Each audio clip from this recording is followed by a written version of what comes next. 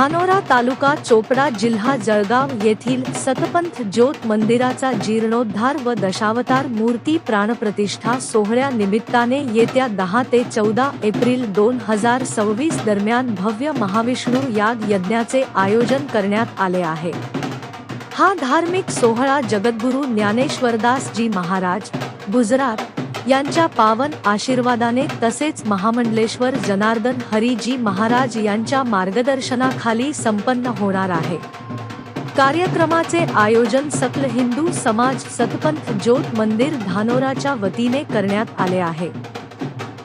त्या पार्श्वभूमीवर येथील समाज मंगल कार्यालयासमोरील बऱ्हाणपूर अंकलेश्वर महामार्गाच्या लखत यज्ञ मंडप उभारण्यात येणार आहे।